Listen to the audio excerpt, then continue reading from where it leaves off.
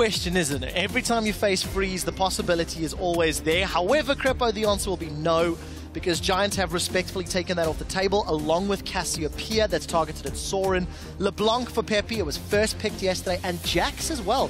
So, will it still be playing Jax for it to have been banned in both of this week's games? Or people just don't respect the other picks from Giants enough, and they don't want to face the wildcard Jax that Whirlwind could technically still be playing. For all we know, Whirlwind hasn't played that champion in 4 months. Who knows? Well, we'll find out soon enough, won't we? Let's take a look. What is up and available here? Azir available if they want to go for it. Yeah, Azir and Gragas both first pick Warby with their counterparts being banned out, but Kalista picked up by Giants Gaming.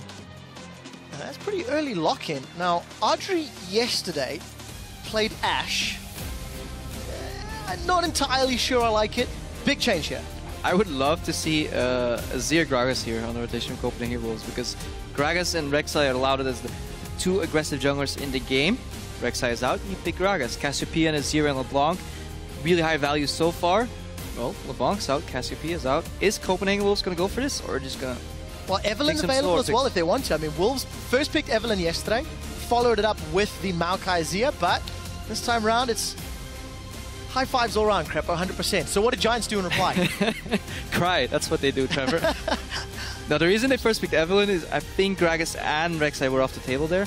And then Evelyn is valued slightly higher than Sejuani recently because the dynamic of the invisible play, the more pressure on the enemy right there. But Giants will have to reply here. And Pepe Nero will have to dig deep to find a champion.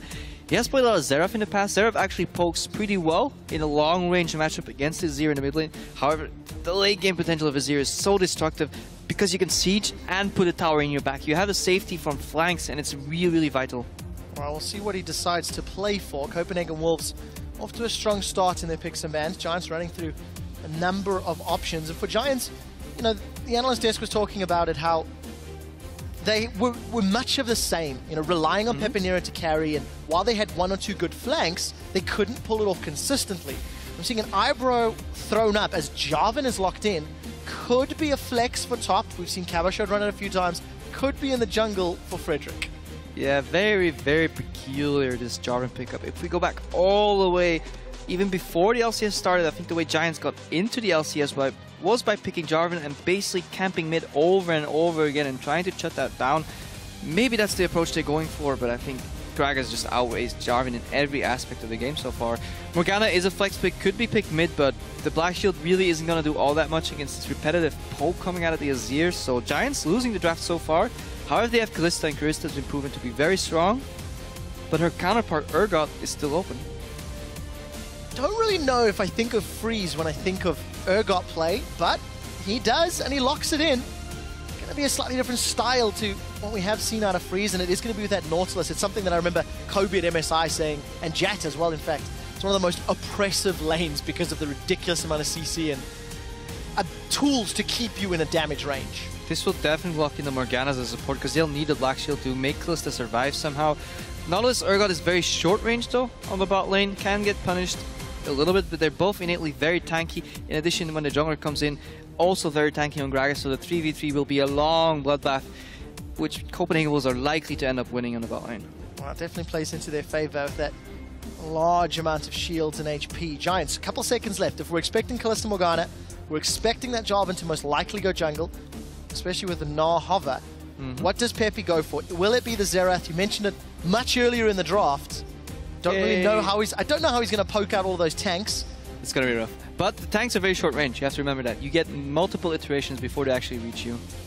We'll need to have a Righteous Glory on either Gragas or Nautilus, and we'll need very, very clutch Black Shields to stop the Nautilus ulti from knocking somebody up. Otherwise, it's going to get real ugly real quick for Giants Gaming. Lots of executional decision-making here from Giants. The main thing is, we're not seeing a huge amount of growth or development from the Giants squad. It's the same types of champions, it's the same fallback picks. The fact Jax is still being banned out, for Giants, it's the same story that only got them into the promotion tournament in the spring splits. Youngbuck on a non-tank with the hover on Rumble. I like it because 3 of the members from Copenhagen Wolves, being Gragas, Nautilus, and Urgot, are innately very tanky. The Rumble ultimate, the equalizer rather, will allow Copenhagen Wolves to catch up. Pop your Righteous Glory, pop the equalizer, slow the Giants Gaming lineup down, hit one of them. There's only one black shield for 5 people. They was like, no, I want to have it. No, I want to have it. And then Copenhagen Wolves can basically storm them down and win the fight that way. And I think Copenhagen Wolves won this draft super, super hard. We'll see whether or not they can play it out, because Young Bakon, one of those carry champions, has had very mixed results in the spring split, tending towards struggles. A lot of ability power, magic damage on the side of the Wolves as well. So I expect an early Aegis coming out of Frederick to help mitigate some of that. Yeah, and Frederick definitely the player to watch for the Giant squad right here. He'll have to shut down some of these lanes early, get a snowball going. Likely that he's going to spend a lot of time mid. Back before Giants entered the LCS, I remember seeing a stat where in his first 7 minutes, he spent 3 of them basically camping around mid lane, trying to shut down the enemy, but it's going to be very predictable. Soren, proven to be relatively versatile, and he can play well passively. He doesn't always have to go for these aggressive plays, so if Soren survives, the other lanes should be able to win on their own merit. Well, we'll see if they can make that one count. For Frederick, I feel about Jarvan the same way I feel about Lee Sin. That window of opportunity does have a timing element to it, especially when you consider he's against a Gragas who's just going to do great as the game continues to roll on. Yeah, I agree with that to the sense that Jarvan is very, very telegraphed. His plays are very obvious. Combo, Cataclysm. That's all you can do. Or Cataclysm, flash out, combo maybe. But Lee Sin, a lot of versatility. Great Lee Sin player will surprise you by knowing a champion better than you know it, and you can come from a flank, ward hop, you know, insect you, some fancy Qs. Jarvan is a lot more telegraphed, so it'll be easier to play against, but yeah. We're heading to the Rift. We are heading to the Rift, and it's the second game here in the summer split. You guys know what to do. There are the team comps on your screens. Hop onto Twitter, hashtag GIAWin or hashtag CWWin. Let us know who you think is going to win. What do you think, Trev?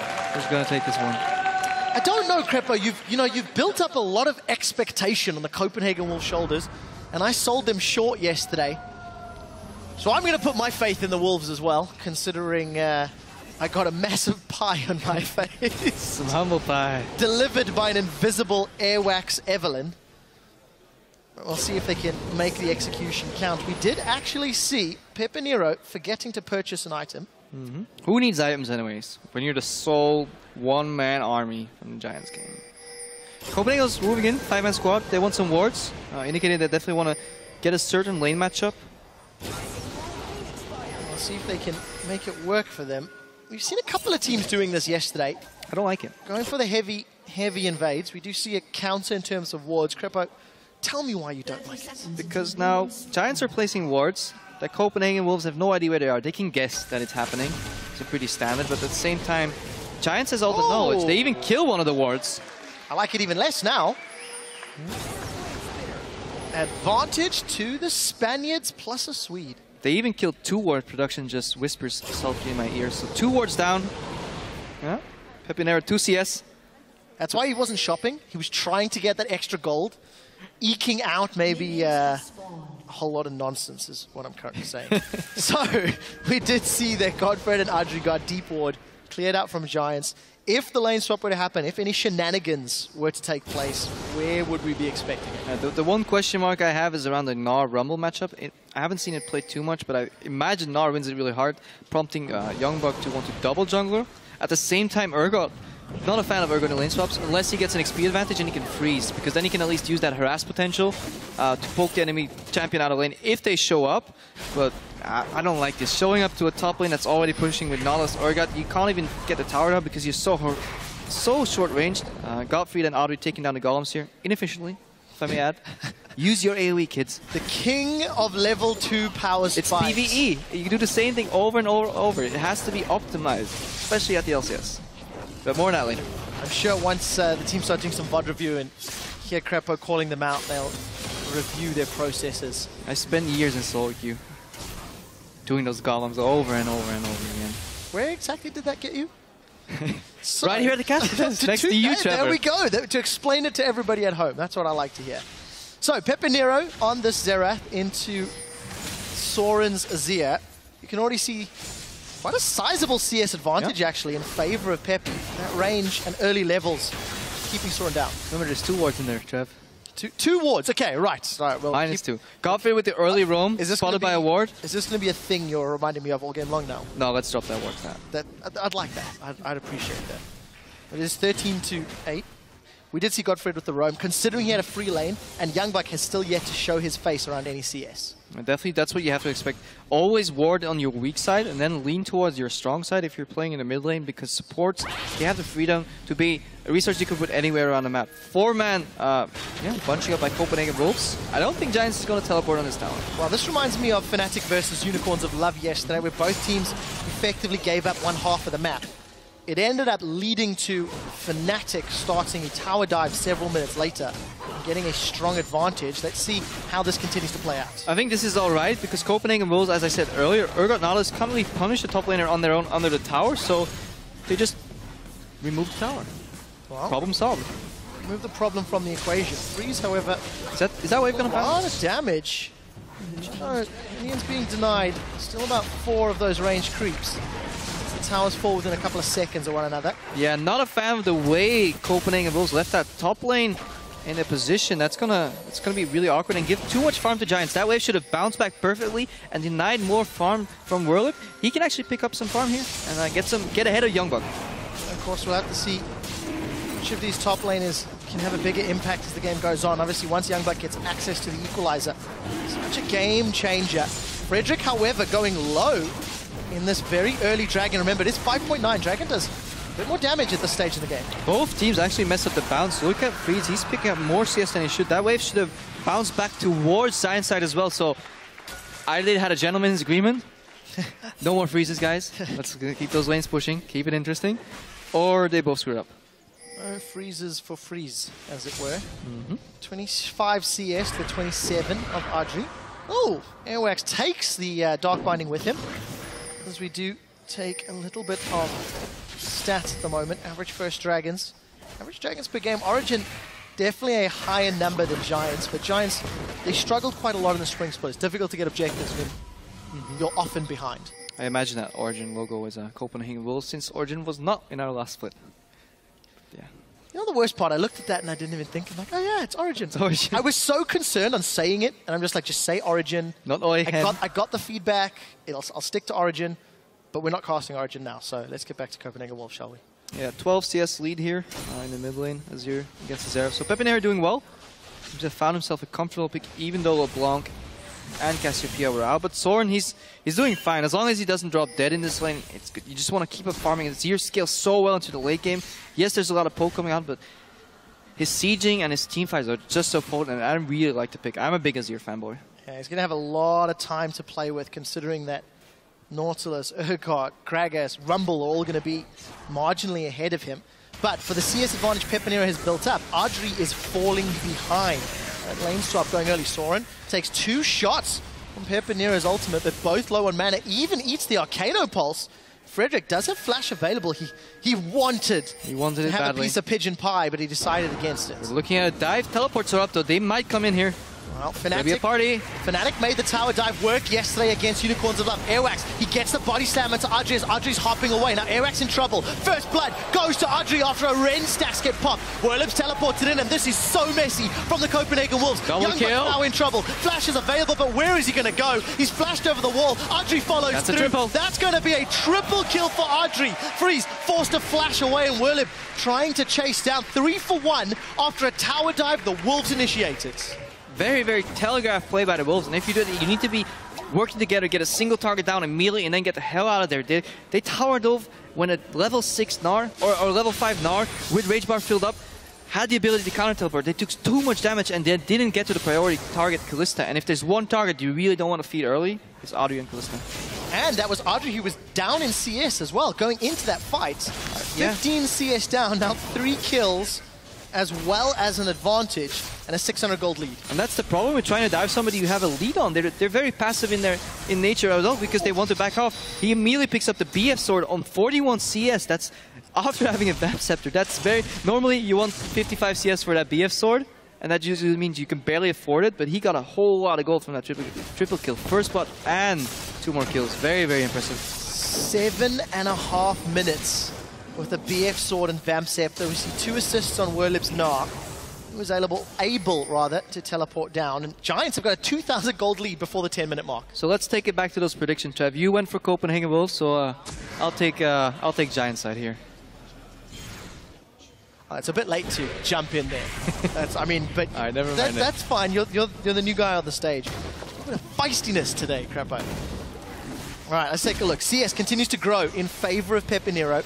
The lanes, honestly, they keep shuffling about because now we see Giants with their duo moving up top. They're focusing on the top outer turrets and don't have a lot of minions to work with. Reminiscent from yesterday where the Kalista was freezing on a bot lane. Now Freeze is staying true to his name. He puts the freeze on bot lane, and this opens up for a cross-map objective for Giant in top lane. They're going to take down this tower and look to go aggressive. Oh, Godfrey doesn't manage to get the knock-up.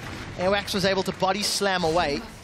But tower number 2 in favor of Giants, and they're accelerating. They're doing to Wolves what the Wolves did yesterday. And I want to reiterate, I really don't like freezing in the mid-game because these teams have evolved. They've gotten better at recognizing where they're losing in a certain part of the map. Instead of moving there, back in the day when somebody's freezing, you would move more resources to push in that lane and reset it. No, it's way smart to just move to the other side of the map and get what they call a cross-map objective. And they take down a tower pretty much for free. And that's more gold efficient than the minions you lose in that freeze on the bot lane. Well, that definitely worked out in favor of Giants. As we did see Copenhagen Wolves getting some vision into the Giants' half of the map. Pepinero trying to get the stun down. Now remember, Dragon number 1 went to Giants. They took quite a lot of damage for it, but that was early on in the game. And that will be spawning in a minute's time. There's vision from Wolves for the time being, but the pressure is obviously coming from Giants towards the Wolves. Yeah, and the Wolves is allowing the pressure because if they keep that bot lane in that position, if you take a look right there, that means Freeze is not... He has no vision around himself. They can't ward deep, they can't contest the Dragon area, they're pushed in mid, they're letting themselves voluntarily be pushed in the bottom lane, and soon Whirlwind will push out the top lane. Triple pressure translates really easy into Dragon control. So 40 seconds, Giants got themselves 4 members in the mid lane, no teleport from Whirlwind, keep that in mind, but Audrey's in trouble, he's out of position, he gets knocked towards the tower, and Frederick's pushed back as well. Soren manages to get some help on the board as Airwax gets the kill. Now the Flame Splitter from Youngbuck is going to get 2 kills for the Copenhagen Wolves, and Giants, they just bit off more than they can chew in that middle lane. That was absolutely fantastic by the Copenhagen Wolves. Really good ultimate from Airwax, knocking people into the tower. Soren amplifies that by doing the same. They don't have Lee Sin, so they do their best cosplay interpretation by insecting 2 people into the tower, and eventually they pick up Audrey. Soren pays with his life, but meanwhile, on the bot lane, Freeze is still freezing. Too long, in my opinion. Big Oktoberfest, Greg, it's like out of nowhere. So this is the replay about those knockouts. Beautiful is your play. Equalizer just, doesn't do too much, slows Godfrey down, but Audrey's caught. Audrey just way out of position. Maybe feeling more confident than he should have. Let's take a look. Giants, they do have positioning on Dragon now. This is number 2 that they've most likely going to secure. And they were so confident because they felt they had a man-up advantage because Freeze is still stuck in that bot lane. He definitely likes his farm simulator. Level 8 on Freeze right now. Building up quite a big bank of gold to go back and spend, and we'll see where that decides to go. Giants had enough. I want to keep an eye on Frederick, though, because he's picked himself up a Cinder Hulk on this job, and, you know, as far as being telegraphed, he's not had a very big impact in the early game, but he hasn't necessarily needed to. The irony in this game is pretty big. The second this lane actually starts pushing out, Giants moves over and pushes it back in. Like, nope, I'm fine with you freezing. Go ahead, mate. Well, on the same token, if Giants can play around the map and they know where Freeze is. Yeah, they keep the pressure there, they rotate back to the middle lane. They really want this tower. Pepinero is still on half mana, so he'll be fine. I think if this tower ever falls, then Giants start snowballing. Copenhagen Wolves finding themselves pushed further and further back. They have clawed back some of that gold lead. Airwax is flanking. But Soren's in a lot of trouble. Frederick gets knocked against the wall by the explosive cast. Black Shield is up, but it's Godfrey that caught by the dredge line. Soren is throwing in those Sand Soldiers. The Slam Dunk Cataclysm. That's going to lock Airwax in place. Audrey's trying to get away, but now he's on the front line. Freeze looking for the position reverser. He flashed over the wall. He should get Whirlip backwards. Whirlip will be going down. That's a double kill for Soren, the man who was so hurt from the CS deficit. And the Wolves are clawing back the gold they gave up. And Giants making the same mistake they made yesterday. Very telegraphed in their plays. Copenhagen Wolves saw it coming from a mile away. Actively defended this tower. Youngbuck roamed down from the top lane the second time right now. Freeze joined from the bot lane now because they actually needed him. And they thwarted the push from Giants. And Giants cost 2 deaths right there. And all the tempo they gained is lost immediately. So unfortunate for a team like Giants who had 3,000 gold lead. The 8-9 minute mark. Their average from the spring split was actually down 200 gold, Crapo, and their average at 20 minutes is to be down 1,700. It's just poor decision making. It's costing them the lead that they did build up. But let's also take a step back. They are even in gold. 2 dragons up at the 30-minute mark. That's pretty good. And they've got a tower advantage, but they've just got to pick their tower battles more intelligently. They have denied the snowball on Audrey, though. He had those 3 kills picked to the BF, so it hasn't barely touched the creep in the last 3 or 5 minutes. So slowing down the game enough for Copenhagen Wolves to scale into the late game. Well, we did see Freeze finally backing. He picked up that Brutalizer, the Manamune, a couple of cloth armors to boot. Haunting Guys for Young Buck has broken the 13.5 minutes. Hex Drinker for Werlib. He's got a lot of gold to work with. Just really scattered itemization here. Yeah, they got away with it. The Wolves made a very greedy play, and it worked. You know, maybe they had to take a risk to get back into the game with this very long bot lane freeze. This mid lane tower finally going down, or some wave clear from Rumble. Well, Equalizer got a couple of the minions, but didn't clear that one out, unfortunately. But on the bot lane at the same time, Trev, they're taking down his towers, trading turrets. They've stalled long enough. 14, 15 minutes, it's okay to start losing towers any earlier, and it opens up the map way too easily, so they started bleeding. Oh, Pepinero, right of the arcane. 1, he's got 2 more shots, 2 misses, 3 flashed away. Pepinero really wanted that kill. Put on his dancing shoes, and Pepinero might pay for that with his life. Oh, he's going to be so salty after that one because... And rightfully so. Threw everything at Soren. Soren gets away. Now, how much damage can Werlib get in the top lane tower? Kill averted from the Copenhagen Wolves. But look at the minimap. Werlib is hammering away on that inner turret. As Audrey, he's now going to get caught out. Body slam connects. Audrey's going to get knocked backwards, and Airwax doesn't want too many Ren stacks, but with the assistance of Freeze and Unlimited, that's going to be a dead Kalista. And this is why I like Copenhagen Wolves' early draft so much. Gragas is tanky, Urgot is tanky, Nautilus is tanky. It's so hard for Kalista to shred through that. Definitely on her own, because she needs to proc the passive with the Morgana auto attack to get that 12% max HP down. And if that doesn't work, yeah, there's nothing you can do because you're too slow. Remember, we're on 5.9 because they got nerfed. The back hop's not so far anymore, so she has an even harder time escaping. And yeah, good roam by Copenhagen Wolves. So, giving themselves their 7th kill of the game. Dragons spawning in a 1.5 minutes with the bottom outer turret down. Copenhagen Wolves maybe want to look to that middle lane or move to the river. They've got a good ring of vision inside of Giants Jungle. I don't know how long ago those wards were placed. I have a quick nosy.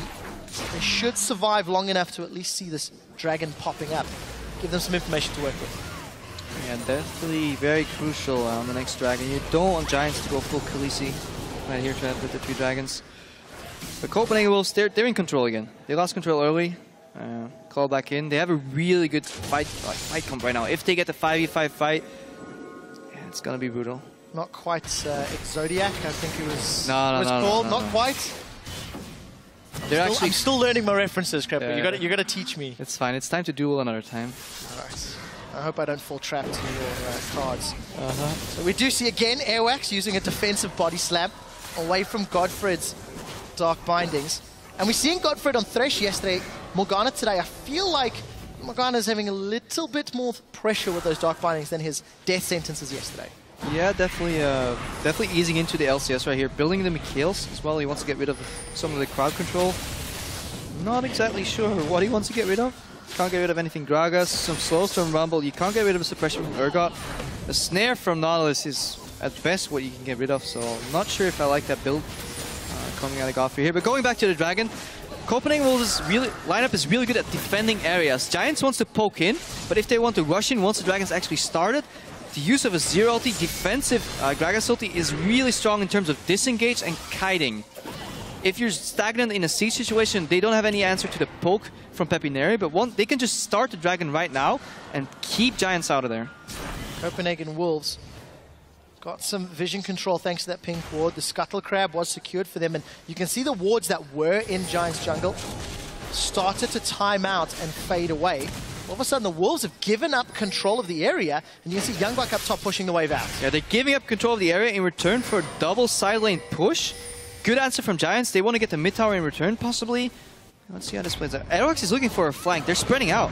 Well, we do see that was actually the Fate's Call used. The Dark Binding connects. Airwax held onto his flash. Can he get away? This time he does. Soul Shackles doesn't proc, but the Dragon does. Gets a couple of auto attacks down. Here comes Frederick. He gets another knockup onto Airwax. Cataclysm locks 3 of them inside the cage as the explosive cast boots the Spanish away. We do see Giants now in retreat as Frederick's gone low. Youngbuck forced to use Equalizer defensively, and Adri is slowed down. We do see Godfred landing one more of those Dark Bindings, and nobody has died, yet everybody has gotten involved. And the Dragon is still spitting out fire on the side lane. Adri wants to channel his inner Khaleesi and secure number 3 for Giants. Yeah, definitely Mother of Dragons here. Tactical mistake. Copenhagen Wolves should not make that mistake. You should not split up with this composition. Just start the Dragon, get Youngbuck down here. You've seen that power in numbers, strength in numbers. You don't need to start that double lane split push, especially not when your mid tower is vulnerable. Soren can't keep people out on his own. Really don't like what the Wolves did here. If this was second Dragon, maybe, worth a shot. But on third Dragon, you just want to secure it and get the hell out of there. You see how tanky Gragas was in that situation. He went down really slowly. They could have used that tankiness to their advantage to buy time and get the Dragon, and then get the hell out of there. Well, one of the interesting stats about getting 3 Dragons in a row, Crapo. 88% win rate if you are the team that has secured the first 3. Odds currently stacked in Giants' favor. They're still even in gold. They've got a tower advantage, but the problem is they've not been able to get past that river after those 2 failed attempts earlier in the game. Yeah, Pepe in area has a whole lot of wave clear, so Airwax is looking for a flank. He wants to knock Pepe into his team, get him down, and then get the tower down. But he gets spotted. Yeah. Frederick did his Wolves, spots Airwax. Well, when you see that little Vision Spirit helping out, 2 wards get popped down for double the safety from Giants. And Copenhagen Wolves, now they are the ones continuing the siege. Soren is going to be late to this party. He's in the middle lane. Teleport is available for Werlib. You can see Youngbuck hanging about with the team. He does have Equalizer available. Renera is not here though. If they clear this wave, they're fine. This is very crucial. These 3 range creeps is all they have. The Copenhagen Wolves' lineup is so short range. Who is going to hit that tower if Soren's not there? Well, the answer is no one. No one. And Copenhagen Wolves have backed away. Side lanes too, pushing out.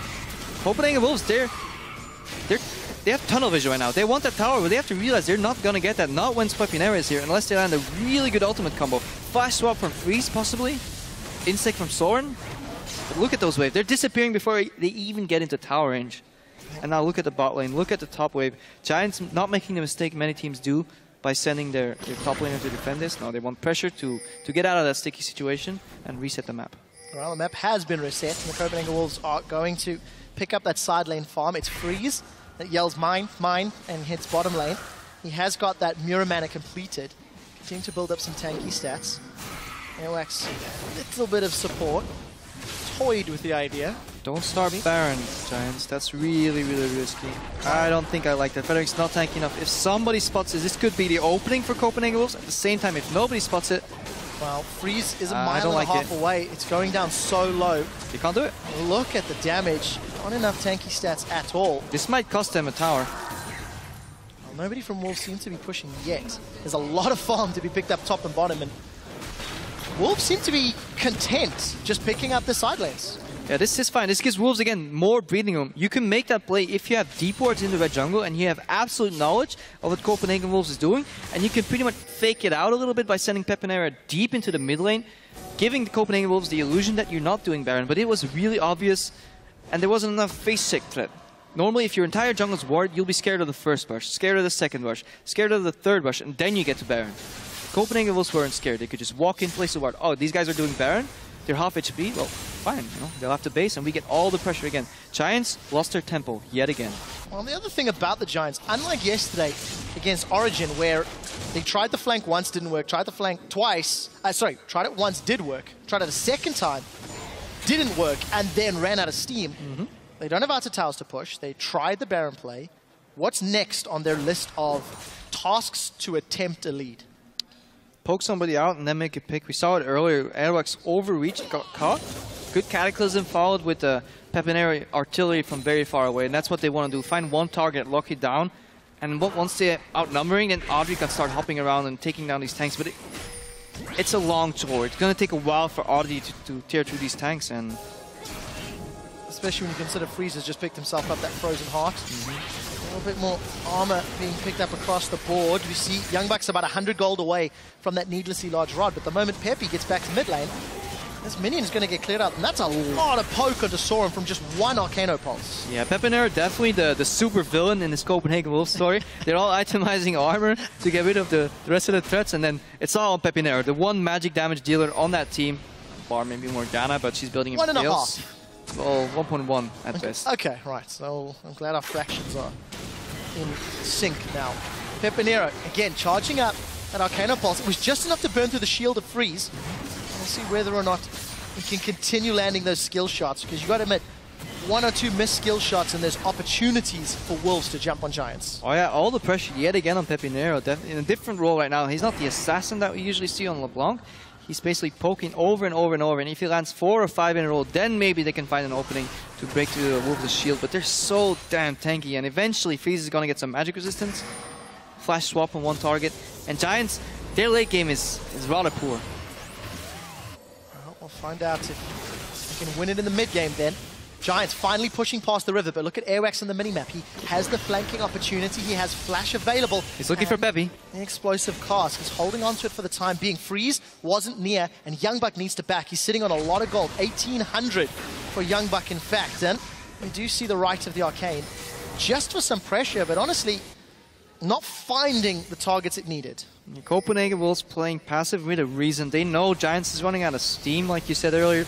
Can't really get that Baron, can't really get that tower. Zip ups it out, here they go though. Frederick wants to find a target, and Soren's going to be able to conquer and displace those sand soldiers of his.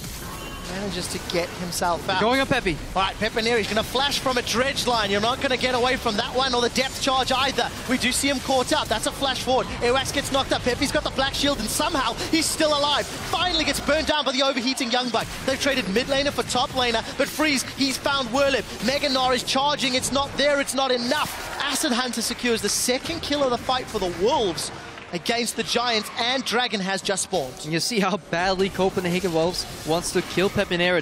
They're glad with an opening 4v5 to just take him down, because they know once he falls, there's nothing Giants can stop them to stop from taking Dragon. Good play by Copenhagen Wolves. Risky, but worth it. And this is the first Dragon on the board. Well, let's see if they can get it first. Hold your horses, Fred. For the Wolves, they are facing a 3-Dragon team Giants. Frederick has been good at stealing Dragons in the past, or Barons. Well, it's how they beat Elements, and we'll see if it's going to work. We do see Emperor's Divide splitting them up. Airwax flashes forward to the body slam. Soren throws the soldiers forward. You could call one of them Grey Worm if you like. Frederick now on the retreat. Smite is up. Those sand soldiers poking away. Airwax again chasing. He's got no mana, but Soren does. But his soldiers can't reach. Dragon goes back to the pit and is still alive. And Frederick is putting on a dance. Here comes Youngbuck. Equalizes up. The epic chase continues. Godfred delivers a black shield. And Frederick takes them on a magical journey around the map, gets out clean with the kill and stops the Dragon. Yep. Frederick with the Dance of Dragons there doesn't get the steal. Giants really want this one. Looks like they should be able to secure Dragon number 4. No, I'm getting ahead of myself again, Crepo. Equalizer comes down, closes the door. The exit. Whirlip is about to go Meganar. Dragon, 2,000 hit points. He is going to transform. He should be able to slam someone against the wall. It's picked up by Adri. Dragon number 4. The Khaleesi is in the house. He was barely in range for Rend. I don't know what Copenhagen Wolves was doing. Don't hit that Dragon. Just kill the guys in the pit. Force them away. Secure that Dragon at all costs. Greedy, greedy play here, and so much chaos. 27 minutes, and this is the closest game that we have had out of the 7 that we have thus far played. They have been relatively one-sided yesterday. Interesting question is, when a team can get a more impressive lead, can they close the game out? Copenhagen Wolves were great at closing yesterday. Giants struggled to close the few games they had generated leads in the spring split. But they are 1 Dragon away from just potentially winning a team fight. As long as Pepinero has item slots left, there is still hope. There you have it. Pepinero about to pick himself up that Void Staff. He's chunking down Unlimited, no right of the Arcane. So he can't pew pew pew anymore. Do you see Adri working his way towards that last Whisper? Crepo, this tower, it might go down. It very well might so. Finally a tower for Copenhagen Wolves. 3 towers to 3, 40k to 40k. The only thing separating these teams Wow, the only thing. the I'm making only it sound thing. small. 4 dragons? Just 4 dragons. Just 4 dragons. No biggie. I'm going to make a bold prediction here. Absolutely nothing's going to happen until the next dragon. I like it. Liar! You have been proven wrong. Godfrey gets pulled backwards. He gets pulled out. Fate's call will save his fate. And despite the attempt from Airwax, nothing further will happen. Right of the Arcane connects with 1 of 3. That is a shocking accuracy. Still counts. Hashtag still counts. But again, you see the power of that Callista saving Godfrey despite not having flash. All right. Serious talk. Audrey has to move down to the bot lane to deal with his wave. This opens up a little bit of opportunity. Copenhagen, they're getting strong. They can punish phase 6 harder and harder the stronger they get. So they can actually start looking at getting more Baron control, getting some more vision control. Especially now that that middle tower has fallen. It's a 2-step process. You push in the wave all the way, then you spread out, you fan out, and then you get vision behind you or at the left side or on the right side. With that middle tower still being up, Copenhagen Wolves could never get their vision deep enough to generate a pick. And this is really vital for them. Let's see if they use that to their advantage or if they're fine stalling, going for the risky 5th dragon. Well, dragons have not been in favor of the Wolves at all. They're now a little bit behind in gold. We're coming up to 30 minutes. Neither of these teams have made any inroads past their opponents' outer turrets in an extensive period of time. We do see Airwax pushing out the top lane. Freeze also moving up, in fact, to meet this lane. Really, it's all about this dragon. Where is the magic resistance? Don't really understand it. Merc Threads finished on Freeze right here. If you're playing against a giant squad that has carries that fall off over time, and they have this one guy that gets really big and pokes you over and over and over with magic damage, might be wise to build some magic resistance. Let's see who picks it up first on the side of the Wolves, and somewhat equally so on the side of Giants, considering they are facing a Azir, a Rumble, and even Rumble. Gragas to a much lesser extent.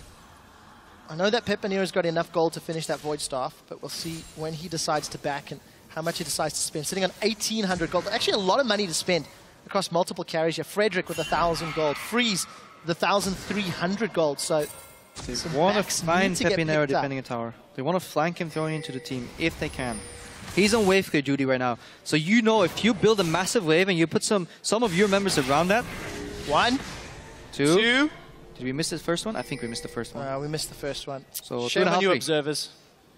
They couldn't follow a Xerath ultimate. Quick draw, Pepinero. So yeah, what I was saying, if a big wave stacks, you can bet your money on it that Pepinero's going to defend that bit. A little bout in the jungle. Well, not this time around. Little body slam, high 5 love tap from Airwax, and they get away. Not too much happening. Yeah, it's all about the dragon in 90 seconds. Let's see, 90 seconds for me to be wrong. Talk to me about vision. Talk to me about setup. You've already explained Wolves have got the potential to zone control, but they didn't do it previously. They actually gave up that area because of the side lanes. Yeah, if they force Giants out, then you can look at a zero ulti like in a Nivea, all right?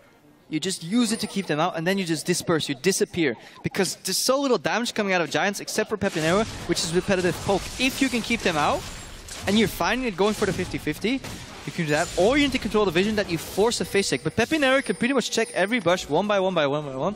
So vision advantage, it's not going to do much, because we know that both teams are going to show up at this dragon. It's not going to be a surprise. With the amount of farming Pepinero actually did, he's picked himself up a death cap.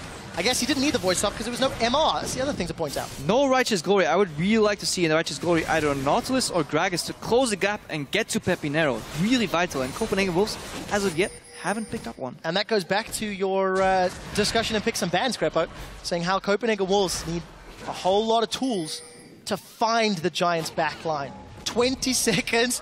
No one saw that. It's a big wall, guys. He knew Gragas was there. He was just playing safe. There we go. Defensive. I like this term, acting. Do you see blue buff picked up by Pepinero in the Eye of the Storm? That's a flash forward, but the dredge line misses. We do see the depth charge chasing through, but Black Shield is going to negate it. No Equalizer's been dropped as well. Copenhagen Wolves have chucked a whole lot of tools at the Giants because they want Airwax in the back. Where is Airwax? The barrel's gone out. It's split Giants up. They have caught Frederick in place, but he's put the Cataclysm down. Right to the Arcane goes out. They've traded junglers 1-for-1. Sorin has knocked everybody back to the Wolves, but there's just too much damage from Pepinero. Freeze is alive. Through them. Freeze untouched with the triple. He's got the Quadra. He's looking for more. Can he get it out? Not going to be this time round. Will it forced a flash, and he's actually going to hop away. Freeze ends up with the triple kill at the end there. Last pop-up got me a bit more excited, but this should be the dragon for the Copenhagen Wolves. 2 against 1. Despite missing so many ultimates, they still won the team fights. Very telegraphed fight, right? So Copenhagen Wolves wants to catch Peppy. Giants wants to keep Peppy alive. Double teleport coming in. 1,300 hit points. Werlib is trying to get the dragon. Can he pull off the miracle play? No, because he's been forced away. He hops over the walls, got no flash available. Ooh, that boomerang was close. You do not want to be that guy that lets a Nard boomerang steal it. But let's see what happened here. A limited, unlucky dredge line. Equalize doesn't slow Pepinero down because he had a black shield. I want to keep my eyes on Aerox in this fight because he's going to jump into the backhand. We didn't see that in the initial replay. Bind is down, so Youngbuck, he can't join. Aerox is going to go into the spit and try and find Pepinero. Let's see what happens. Pepinero with the respect flash, really solid flash. Otherwise, he would have gotten knocked into his team. But watch Soren right here. We do see Godfred pulled out. Multiple knockouts. Actually caught the wall of Cataclysm, it looks like. So he sees where Pepinero is. He wants to wait until Pepinero joins the fight and get behind him. Dash, dash, flash, and ultimate. Really insane play from Soren. Definitely game-winning play here. Managed to win the team fight. And we're on rejoin back at Baron. Copenhagen Wolves hit a 6-minute pause button, but Pepinero has got a lot of poke from far. The Baron's gone down, but it's secured by the Copenhagen Wolves. At what cost? We do see Freeze. He's got himself another kill before the Gnar throws everybody against the wall. Eye of the Storm's coming down, and all of the poke damage from Peppy, but Adri wants to clean up. 3 members of the Copenhagen Wolves are down against 3 members of the Giants, and this has begun bloody. That is a triple kill reversed for AD carries, and an ace against the Copenhagen Wolves. So, Trev, I'm not sure if you want to be in that Baron pit. Mega Gnar, Pepinero, he's literally shooting fish in a barrel. That's what he's doing. Yes, you got the Baron, but you're not going to make it out alive. If you do that Baron, you need an escape plan. You need to get over that wall in the back and get out of there, because nice attempt, but 10 seconds. Risky play. 10 seconds on those death timers, Crepo, before Giants are forced to back away, but they should get this inhibitor safely. Just as the Wolves get the dragon, they get the team fight, they give it all away in the Baron. Just watch the poke coming out from Pepinero. Really solid Zhonya's here. Dodges the Q and the R from Frederick. Really good play. Baron goes to Aerox, but they're stuck. They can't get out. Look at Whirlybee. 4-man Gnar ulti because the Zhonya's from Youngbuck denies the 5-man Gnar ulti. Yeah, basically they're lining up for Pepinero. He can just choose his targets one by one. Watch, somebody's going to flash to the right here, or Aerox is going to go over. And Pepinero, he wants all those kills. He could go for freeze here, but he doesn't care that his support is dying. No, I'm going to take out Aerox first. I know Aldri can kite, and then I'm going to take out freeze after and push in the base. Really solid play. But yeah, you should never get into that Baron. You should never get into a situation where you make it easy for Pepinero to aim, because he's already very good at aiming. Don't make it easier for him. Well, made easier indeed. 14-16. Right, 36 minutes. 3,000 gold. Giants have the advantage. Nobody has Baron buff because all of the Wolves died after securing it. Dragon will be up in about 4 or so minutes, ballpark time. And all of a sudden the Wolves have to redo what took them 30-something minutes to do in the first place, win a Dragon fight. I want to see a Righteous Glory. You need to close that gap. You'll need flashes too, so what we want to watch out for is key persons to watch. Body Slam flash from Aerox, and the flash Azir Insect, whatever it's called, from Soren. They want to get to Pepinero.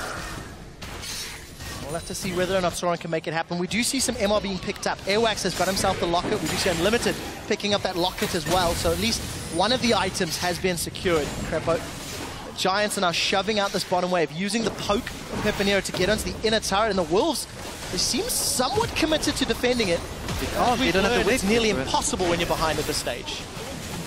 Really good poke from Pepinero, and Whirlybee keeping Soren at bay. And we said this before, Urgot doesn't have the most wave clear. Braga's wave clear tempers falls off really hard in the late game because he builds very tanky and relies on his base values. Yeah, it's getting tricky. Very difficult position for the Copenhagen Wolves. We're going to most likely be one of the longer games we've seen in Summon. Freeze takes a big hit from that Arcano Pulse. Let's see if Soren can find an entry from the back line. Equalizer's available, Unlimited is going low. Can he get out the mine? No, he cannot because he's slam dunked down. Soren is going to get a massive knockback. It's followed by a massive gnar in return, and everybody's flying everywhere. Gottfried is in retreat, but Audrey's going to get himself a kill onto Soren. They've traded some carries in the mid lane. Audrey's still left untouched. Can he survive with the Blade of the Ruined King and the Bloodthirster? He's self-tank sustaining through everything. Got the Ren stacks piling up as he jumps onto Airwax. Ren is going to be enough. Now he turns his attention to Youngback. The quadra kill comes in for Audrey, and the late game Callista dances around the wolves. You can kill Pepinero, but don't forget about Audrey. Remember that triple kill earlier in the game. He started snowballing, and he finally has 4 items, and he cleaned that fight up steelback style. He was the janitor for Giants. Are they going to end this game? It looks like it. There's a super minion in the base, but Audrey is tanking the Death Star laser. He manages to survive and get rid of the aggro. 15 seconds before Freeze is up. This might be the game-winning push. Giants are onto the second Nexus turret. They're onto the Nexus. What a tongue twister. And Audrey at 11, 3, and 8 is going to win the game for Giants.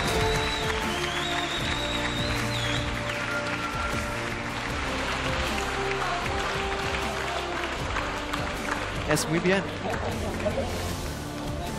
Right, I'm going to stop making predictions with Copenhagen Wolves. Yep. What a game. What a game indeed. Yeah, Audrey a little revitalized. Now they has got newfound confidence. Got that triple kill on the dive, survived these fights kind of pretty well. Definitely carried that last side after Pepinero got thrown into his team.